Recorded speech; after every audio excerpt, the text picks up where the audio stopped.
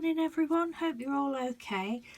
Right, I'm coming on to have a little chat about my lovely Mr Doodle and why I was absent from YouTube and Instagram last week. Last Sunday, the 23rd of February, Mr Doodle fell poorly. He's all right now, so don't worry. He went to bed and then he woke up just after midnight, I think it was, with pains in his stomach, bottom of his stomach, and it gradually moved round to the back. And anyway, long story short, he ended up in hospital for 2 days last week, and he'd got kidney stones, and one of the kidney stones was 1.5 centimetres. So that's quite a big kidney stone, and they said, well, you wouldn't be able to pass that anyway.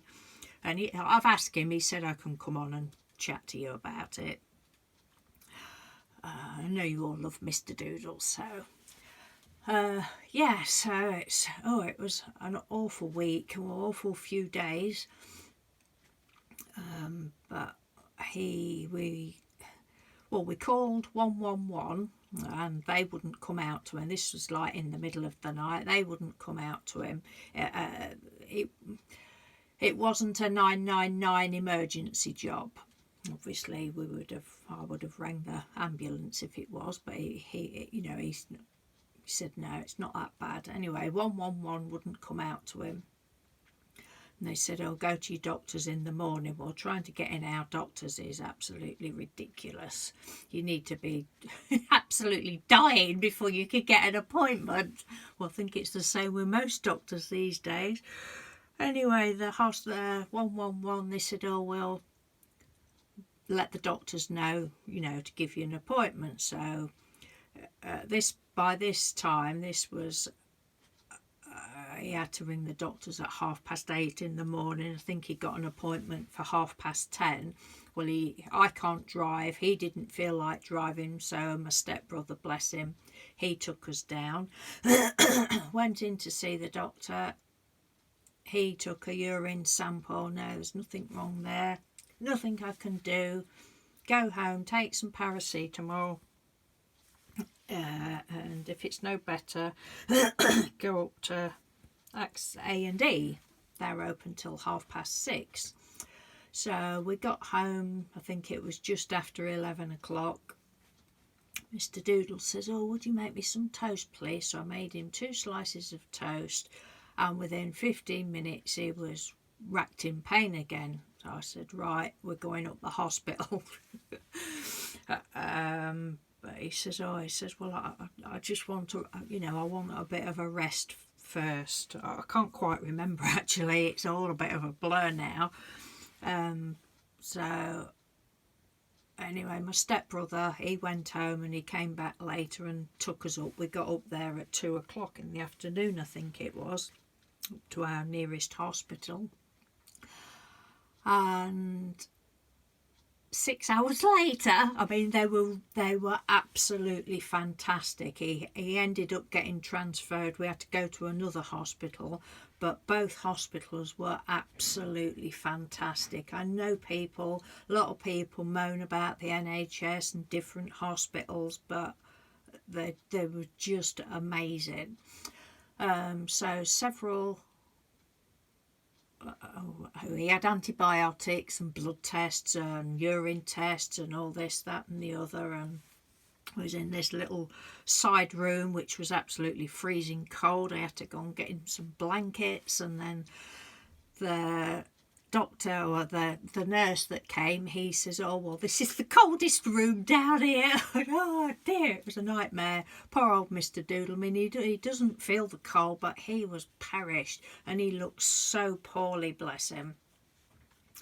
And then at 8 o'clock at night they said, right, you need to go to this other hospital because we haven't got the urology team at our hospital. So off we went, and before then I'd sent my stepbrother home. I said, look, you've waited long enough, you go home. Our daughter lives not far from the hospital, so he went down to tell my daughter and that what was going on, and I said, oh, we'll ring her when. This was before we knew we'd got to go to another hospital. I said, oh, I'll ring her and, she'll pop us home. Anyway, 8 o'clock at night, rang my daughter, can you take us to this other hospital? Yes, of course I can. So off we goes, trotting, which is, half an hour away.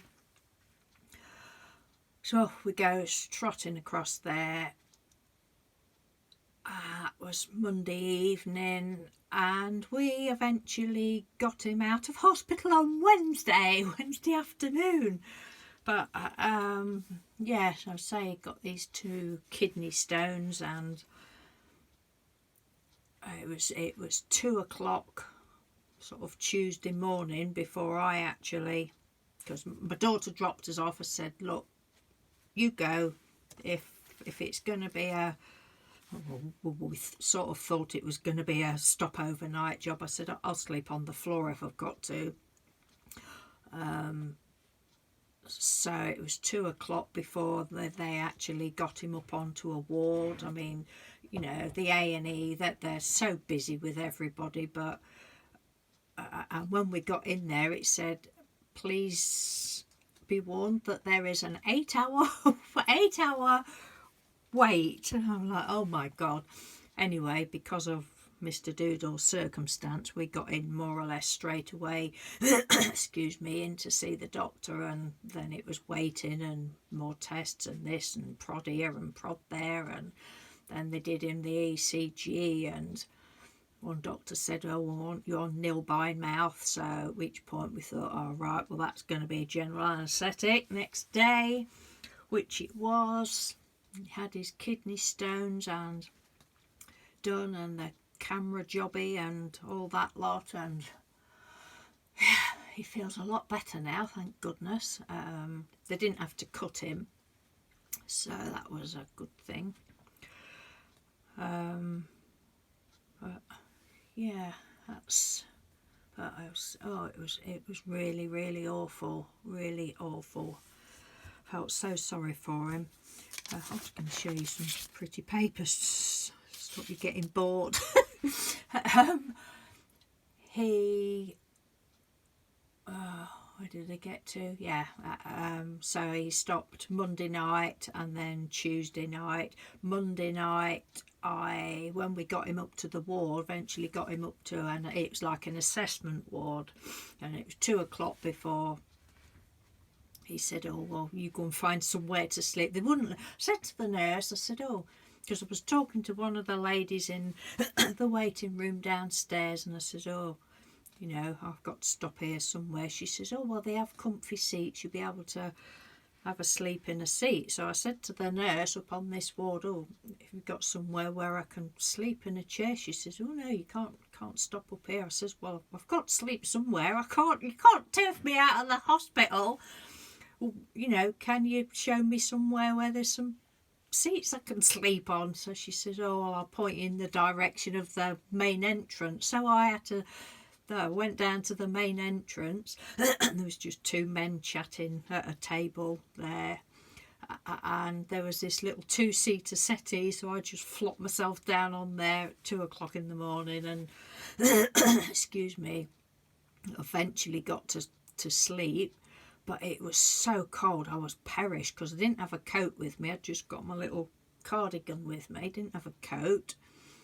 And then I woke up in the night and these men had gone, and I thought, oh, there's a 3-seater, so I upgraded to a 3-seater settee in the middle of the night.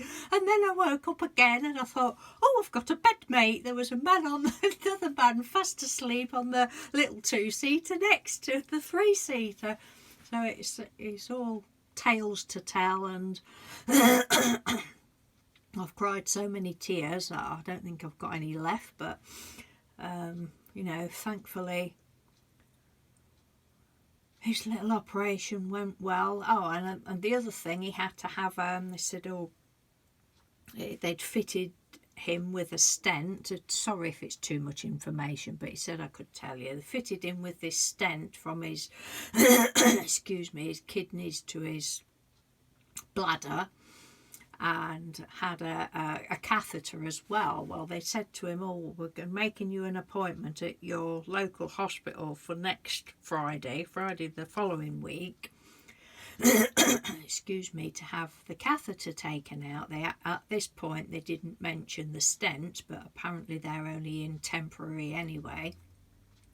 Well, Wednesday morning oh dear, excuse me, the nurse came to him and said, oh, we've seen the doctor and you can have your catheter taken out. So she went to take his catheter out, and the surgeon had tied this stent thing to the end of the catheter, so it all came out at once. But they said, well, you won't be able to have it back in again. And they went and saw the doctor, and they said, oh no, that's all right, send him home. So he's now got an appointment. I'm sorry if it's making your eyes water, especially if there's any gentlemen listening. Yeah, so he's got to go back in to our hospital in 3 months for a checkup and such like. But oh dear, it was very scary. And I'm the sort of person that when anything like this happens, I think of other people. So I try and be like really strong for everybody else, because there's obviously my daughter and grandkids and Mr Doodle's sister.